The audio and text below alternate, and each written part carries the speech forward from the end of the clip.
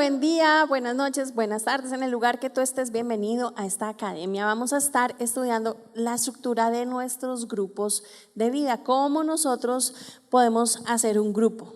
Y yo sé que a veces decimos no, todavía me falta, no estoy preparado, pero las ganas que nosotros tenemos de que la gente conozca al Señor tiene que hacer para nosotros un propósito, tiene que ser un deseo y un anhelo poder abrir nuestra casa. No hay más bendición cuando tú abres tu casa o tú haces parte de un grupo y tú involucras a alguien más, porque estás cambiando la eternidad de esa persona, porque estás pasándola de las tinieblas a la luz, literal. Entonces, cuando nosotros entendemos eso y comprendemos las palabras de Jesús cuando dice que no hay más amor que dar la vida por los demás, entonces nosotros podemos hacer parte de estos grupos de vida. El ejemplo de Jesús en una casa, en un grupo, está en Mateo 9, el versículo 9 al 10. Dice: al irse de allí, Jesús vio a un hombre llamado Mateo, sentado a la mesa de recaudación de impuestos. Sígueme, le dijo. Mateo se levantó y lo siguió. Mientras Jesús estaba comiendo en la casa de Mateo, muchos recaudadores de impuestos y pecadores llegaron y comieron con él y sus discípulos. Entonces, ahí en este versículo nosotros encontramos que habían tres tipos de personas, ¿cierto? Primero, no lo hicieron en el templo, ellos estaban en la casa de Mateo, estaban en una casa. Ahí estaba Jesús con sus discípulos, ¿cierto? Los que ya conocían y caminaban con Jesús.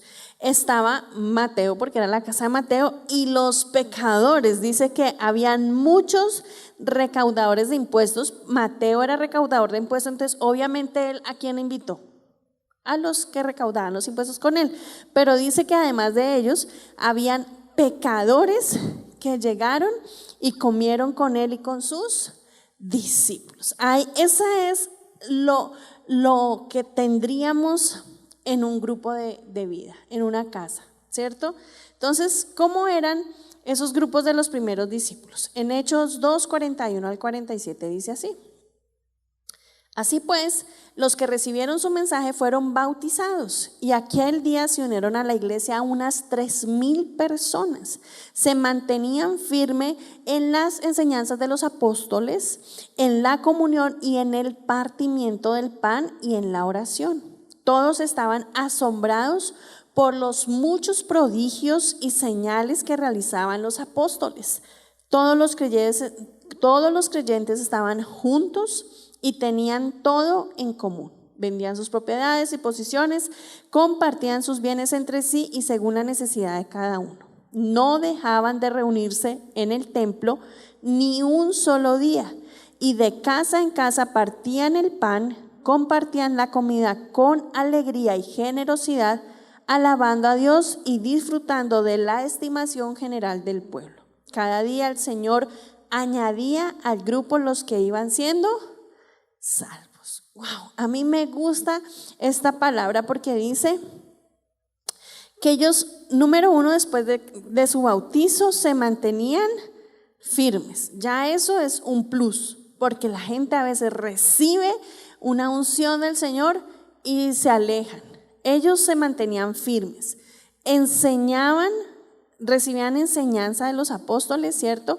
Compartían el pan. En sus grupos de vida ustedes han visto que comparten el pan. Entonces Jeffer lo dijo y dije, sí, es importante, el Señor Jesús lo hacía, compartían el pan. Dice que estaban en oración. A veces nosotros cuando estamos en la iglesia tenemos una necesidad y uno como que quisiera que adivinaran que estoy en una necesidad, pero cómo me acerco, y el pastor se ocupó y no me pudo atender, y nos quedamos con esa necesidad. Pues en nuestros grupos de vida es más fácil porque estamos más, porque nos conocemos más, porque tenemos como el espacio de interactuar, ¿cierto? Cuando venimos a la iglesia nosotros dejamos toda nuestra oración, nuestra alabanza y recibimos la palabra, y nosotros de pronto no podemos como decir, ven, estoy enfermo, ven, no está el espacio, pero en nuestros grupos sí. Y ahí dice en la palabra que ellos partían el pan, estaban en oración, habían muchas señales y prodigios, ¿cierto? En nuestros grupos de vida hemos visto milagros suceder en nuestras casas, increíbles. Ahí el Señor se mueve. Compartían los bienes, no dejaban de reunirse en el templo, asistían a la iglesia, ¿cierto? Y es diferente porque dice, no se dejaban de reunir en el templo y en la casa compartían el pan. Entonces, además dice que eran generosos y disfrutaban la estimación general del pueblo. Y yo me pregunto, si el pueblo les caía bien, ¿era porque daban buen testimonio o mal testimonio? Buen testimonio.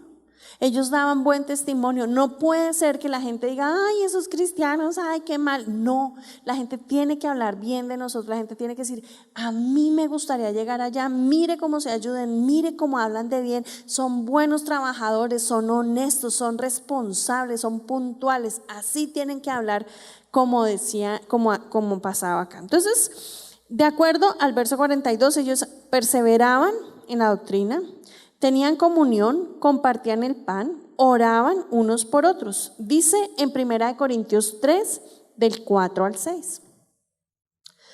Cuando uno afirma, yo sigo a Pablo, y otro, yo sigo a Apolos, no es porque están actuando con criterios humanos. Después de todos, ¿qué es Apolos y qué es Pablo? Nada más que servidores por medio de los cuales ustedes llegaron a creer según lo que el Señor le asignó a cada uno. Yo sembré, Apolo regó, pero Dios ha dado el crecimiento. Los líderes de los grupos son servidores por medio de los cuales la gente cree en Dios. El que da el crecimiento es Dios. Es el Señor, y eso nos tiene que pasar a nosotros. Muchas veces nosotros llegamos, mira, es que hay grupo a las 6 de la mañana o hay un grupo entre semana. Bueno, yo empiezo en mi grupo entre semana y después ya no puedo, voy a pasarme a las 6. Ay, no, tú cómo te vas a cambiar de líder, cómo te vas a cambiar, como que fuera el líder el que nos da el crecimiento. Quien nos da el crecimiento es Dios. Por eso nosotros también nos animamos. Hay grupos de mujeres, de emprendimiento, de matrimonios, hay grupo de manualidades, hay grupo de, ¿qué más? De solteros, de matrimonios. Y la idea es que nosotros podamos pasar por varios grupos para que el Señor sea el que nos da el crecimiento. No, que es que yo estoy con este líder y yo me casé ahí hasta el fin del mundo con esa persona, y la verdad no, el que nos da el crecimiento es el Señor. Entonces, aquí vamos a hablar de cómo hacemos un grupo. ¿Qué hacemos y cómo lo hacemos? En Mateo 10, del 1 al 13, reunió a sus 12 discípulos Jesús y les dio autoridad.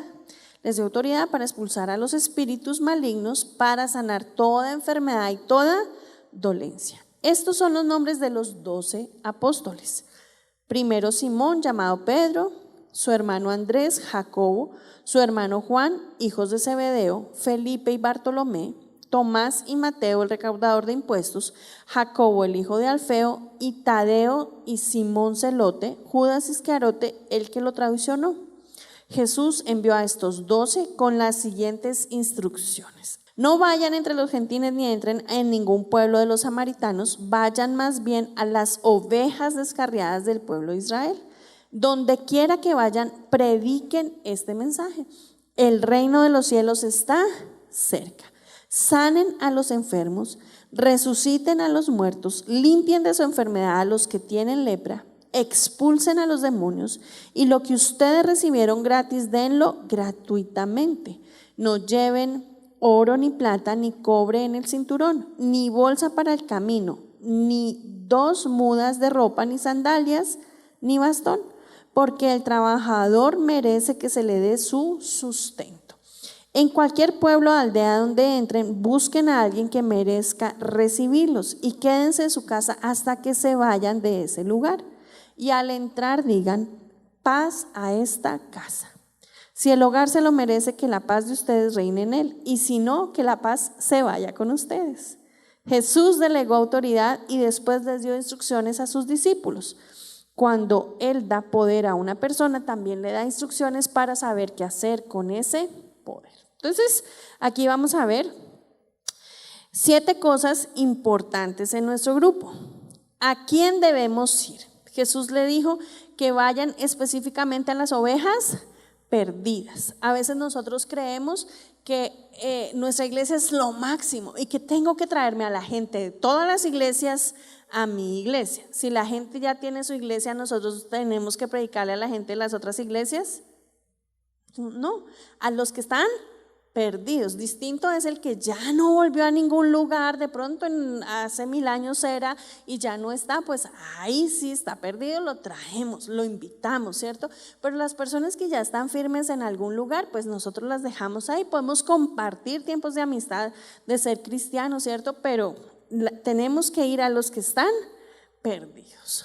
Y empezamos por nuestro oikos, por nuestro entorno, por los más cercanos. A veces los que están más cercanos, como a uno lo conocen, son los que dicen, yo no le creo mucho porque estamos en ese proceso de cambio, de renovación, de mejorar, ¿cierto? Pero sí estamos llamados a predicarle a los que conocemos. A veces uno tiene un anhelo por las personas que están en Ucrania, en el África, y los que tenemos acá cerquita se nos están perdiendo. Entonces esos primeros les vamos a predicar. ¿Qué debían predicar? En el versículo 7, el mensaje de arrepentimiento y perdón. Todo líder tiene un bosquejo que nosotros manejamos acá, un lifebook donde están todas las enseñanzas para que no vayamos a cometer de pronto un error en la doctrina, sino que nos guiemos por la palabra que es. Entonces ahí está nuestro estudio y ya está listo. ¿Qué debemos hacer? Versículo 8. Jesús los mandó a bendecir a las personas, a sanar los enfermos, a liberar endemoniados. El mundo está buscando lugares en donde pueda encontrar la bendición de Dios. Los grupos de nosotros son para bendecir a Dios. Nosotros somos facilitadores de milagros. ¿Por qué? Porque pasan milagros en nuestros grupos, porque podemos orar unos por los otros. Yo no tengo que ser lanzado de la academia a nivel 1, 2, 3 plus para poder orar por alguien. Yo puedo orar por alguien porque el Señor ya me está dando la autoridad. En este momento estoy recibiendo esa autoridad de ir y orar por los enfermos. Entonces ahí está lo que tenemos que hacer. Detalles que tenemos que cuidar en nuestros grupos. De pronto, si tu líder no está teniendo cuidado con esos detalles, tú vas a ir y con amor lo invitas a un cafecito y le dices, mira, aprendí en la academia estos detalles. Orden y limpieza en la casa, ¿cierto? Nuestra casa tiene que estar en buen estado de orden y limpieza para poder invitar a alguien más. La duración del grupo.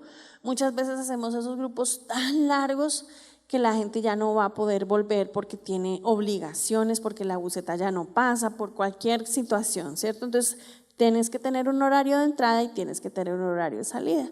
Distinto es que tú digas, me regalas 10 minutos al final del grupo y tu líder te diga que sí, pero también a veces por amor a ellos nosotros podemos cortar, porque ellos ya llevan desde la mañana arreglando, hacen el grupo y después nosotros lo seguimos trasnochando hasta las 3 de la mañana. No seas contencioso ni discutas sobre temas de doctrina. Muchas veces va a llegar a nuestros grupos gente que no está de acuerdo. ¿Para qué nos ponemos a discutir con esas personas? Les decimos sí, al final lo comentamos, vamos a seguir con el tema que ya tenemos preparado. No encontremos divisiones. Busquemos apoyo en los líderes cuando necesitamos una consejería. En nuestra iglesia las mujeres aconsejan a las mujeres y los hombres aconsejan a los hombres. Es sabio. Y a veces a mí viene alguien, un hombre, y me busca, no, es que necesito un consejo, pues entonces yo me voy con mi esposo y le podemos dar el consejo, pero está ahí mi esposo, yo no me voy yo sola a buscar a ir a aconsejarlo y a ministrarlo, no lo hacemos así, ¿cierto? Tenemos orden en la administración. El Señor nos dijo que nosotros íbamos a echar fuera demonios, entonces nosotros vamos a ser ordenados. De pronto hay manifestaciones, ¿cierto? Y la gente de pronto grita o algo, pues nosotros estamos en control de la situación, el Espíritu Santo está en control, nosotros podemos tener en orden. No, que salieron corriendo, que se despeinaron, que gritaron, se revolcaban en el piso, salieron a la otra cuadra a romper las ventanas. No va a querer la gente que nosotros sigamos con nuestro grupo, ¿verdad? Personas ajenas predicando en otros grupos. A veces nosotros, viene otra persona de otra iglesia o de otro lugar o muy inteligente y la dejamos que predique. Y de pronto nos echa abajo todo lo que nosotros hemos enseñado por algo que él tiene en su cabeza, en su pensamiento que es correcto y no va de acuerdo a lo que nosotros estamos enseñando. Entonces, en nuestros grupos solo enseñan los líderes que ya están preparados.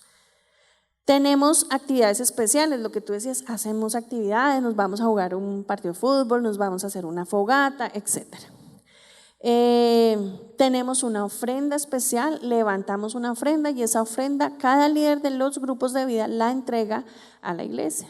De pronto tú dices, no, es que con esa ofrenda deberíamos ayudar a esta persona que está en necesidad. No, la ofrenda es para el Señor. Si queremos ayudar a otra persona en necesidad, nos ponemos de acuerdo y ese es otro dinero diferente, ¿cierto? Dice acá, noviazgos entre líderes y ovejas. El consejo es que no hayan entre líderes y ovejas novios, porque después terminan y se acaba todo, hasta el grupo, la iglesia, la relación. Entonces, más bien que busquemos cómo tener madurez en eso. Negocios entre líderes y ovejas, yo les aconsejo que no los hagan, que busquen primero consejo. Muchas veces a nosotros ya nos vienen a decir, no, es que le presté plata a fulanito de tal y nosotros apenas, ¿cómo fue hacer eso? Todos estamos en un proceso y hay gente que tiene su área débil, las finanzas, y el Señor está tratando con él y va y preciso le pide a usted y usted le presta y nunca le va a pagar. Entonces, seamos sabios con eso. Que no hayan, mucho menos si nosotros somos los que estamos liderando, que nosotros le pidamos plata prestada. Eso no está permitido en nuestra iglesia. Si usted quiere hacer negocios con alguien, mire, usted tiene que pedir la hoja de vida, tiene que cerciorarse bien, tiene que pedir recomendaciones. Yo le pido que haga las cosas bien para que le vaya bien. Entonces, ahí están esas recomendaciones, detalles a cuidar. Escoger un lugar. ¿Dónde vamos a hacer nuestro grupo de vida? Ahora tenemos como una alternancia y podemos hacer algunos grupos por Zoom, pero la verdad no hay nada mejor que encontrarnos y compartir. ¿Se vale hacer los grupos por Zoom? Sí. ¿Funciona? Claro. ¿Hay sanidad? Claro. Pero es mejor compartir. Si se puede, yo creo que ya para el año entrante vamos a tratar de que todos sean presenciales. Bueno, de pronto algunos quedan virtuales porque están en otras ciudades, pero la idea es que nosotros podamos escoger un lugar, que los nuevos puedan llegar, que el dueño de la casa esté de acuerdo. Nos puede pasar que el dueño de la casa es el papá que no conoce al Señor y en medio grupo baja a decir, por favor me sacan y me acaban toda esta reunión, y que el chico, ay, pero es que estamos en el grupo. Entonces, que podamos tener el permiso, que podamos encontrar que la casa están de acuerdo para hacer el grupo. Que al final del grupo nosotros podamos colaborar también en dejar la casa como es. Cuando nosotros empezamos a hacer grupo con mi esposo hace 1000 años, me acuerdo que solo iba Dianita, ¿no?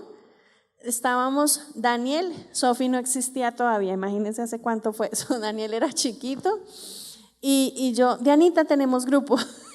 Nadie más me llegaba. Y llegaba Dianita y bueno, orábamos y ya. Y después eso se fue creciendo, era en la casa de mi suegra. Y eso se fue creciendo y una vez les dio por echarse ponqué en la cabeza cuando celebramos el cumpleaños. Ya eran más de 20 personas en esa casa. Y yo estaba toda estresada porque decía, mi suegra no nos va a volver a prestar la casa. Pero al final nos quedamos como hasta las 3 de la mañana y limpiamos absolutamente todo. La idea es dejar la casa mejor de como uno la encuentra, ¿cierto? Y si es tu casa, pues los que asisten también nos pueden colaborar. Otra cosa importante es nuestra actitud. Jesús dice, frente a aquellos que dirán que no, Jesús dijo, y si alguno no lo recibieran ni oyeren sus palabras, pues que ustedes se fueran con la paz que les iban a dejar. No dijo, les hacen mala cara, no los vuelven a invitar, no dijo nada más de eso. Muchas veces nosotros nos frustramos y estamos mirando el que no le gustó el mensaje y los otros que sí están recibiendo el mensaje no les ponemos atención. Entonces enfoquémonos en los que están recibiendo el mensaje y los otros pues el Señor hará la obra. Al final el que da el crecimiento es el Señor. La recompensa. Para aquellos que sí recibirán, esos reciben una recompensa. Y nosotros podemos pedirle al Señor que cada persona que asista a nuestro grupo salga recompensado, que la paz del Señor lo acompañe, que la bendición del Señor lo acompañe. Igual también oramos por los que no quisieron recibirlo, pero es bien importante que nosotros podamos bendecir las personas. Si ese es el corazón correcto de nuestros grupos. No es un podium para yo predicar todo lo que yo he aprendido, es un espacio donde podemos compartir, donde podemos orar los unos por los otros. Así tienen que ser nuestros grupos, una experiencia con Jesús. Eso es lo que nosotros anhelamos. Hay un orden en nuestros grupos y cuando tú quieras abrir tu grupo, pues te vamos a dar todo este material.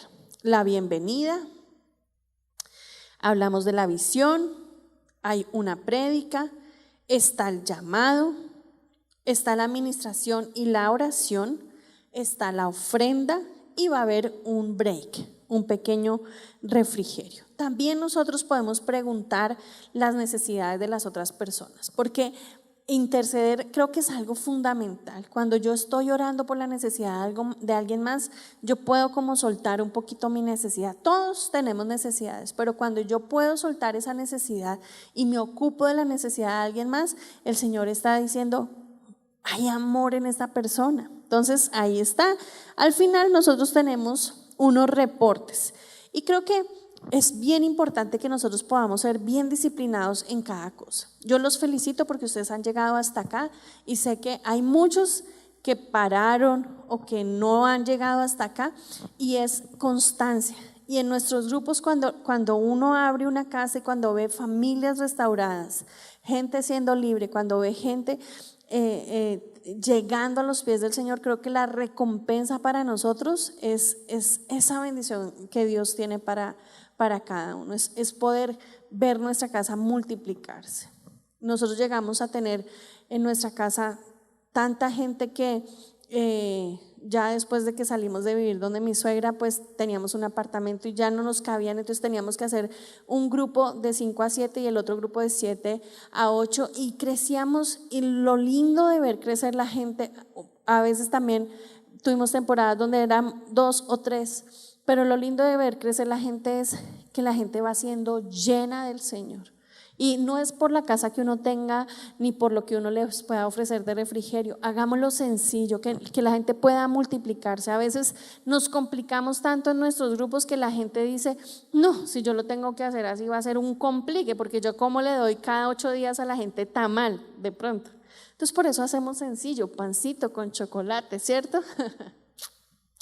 Entonces vamos a pedirle al Señor que cada grupo de nuestra iglesia que se abra sea un grupo de bendición. Que si tú estás ahí y tienes ese anhelo que ya el Señor te puso, oiga, sí, yo quiero abrir mi grupo, que sea el Señor trayendo todo, el lugar, el espacio, la hora, la persona que va a trabajar contigo, porque recuerden que no trabajamos solos, sino que trabajamos de a dos. Que de aquí a que tú te lances, tú puedas haber estado orando aún por las personas que van a llegar. Vamos a cerrar los ojos.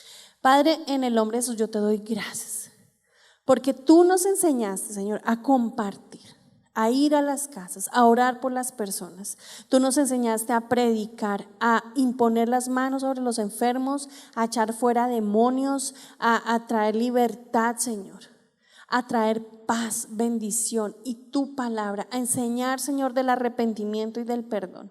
Y hoy estamos convencidos, Señor, que lo que nos tiene acá ha sido tu fidelidad, ha sido tu amor, tu gracia sobrenatural. Y te pido, Señor, que pongas en cada uno la convicción y el anhelo, Señor, de ser de bendición para alguien más, de alcanzar a todas las personas que sabemos que te necesitan. Hoy las ponemos en tu corazón, Señor, en tus manos. Hoy estamos pensando en ellos, Señor, y te pedimos que si nosotros podemos abrir nuestra casa, ellos te reciban a ti como su Señor y Salvador, que seas tú. Te pedimos, Señor, que tomes el lugar, que prepares desde ya nuestra casa, que prepares desde ya nuestro corazón para poder liderar. El liderar es poder ir con humildad a predicar tu palabra, en el nombre de Jesús. Y hoy te pido, Señor, que tomes autoridad, que todos los que han estado enfermos sean sanos, que todos los que han estado oprimidos por el enemigo sean libres en el nombre de Jesús. Tomamos autoridad en los cielos y en la tierra y debajo de la tierra, y declaramos libertad. Toda obra del enemigo que ha querido venir a obstruir nuestro camino, a dañar nuestra casa, nuestras finanzas, nuestro matrimonio, ahora mismo se va en el nombre de Jesús, no tiene autoridad. Declaramos, Señor, que tu presencia y que el poder sobrenatural de tu unción está sobre nosotros para quebrantar todo yugo, para quebrantar toda maldición, Señor, para quebrantar aún toda palabra que se ha levantado en contra nuestra, de nuestras generaciones, de nuestros trabajos. En el nombre de Jesús confiamos, Señor, en que lo que tú tienes para nosotros es de bendición, que trae libertad, que trae restauración y que guarda, Señor, nuestro corazón. Yo te doy gracias, Señor, porque vamos a regresar a nuestras casas, Señor, en bendición, con tu mano, Señor, y con el poder sobrenatural. Amén y amén.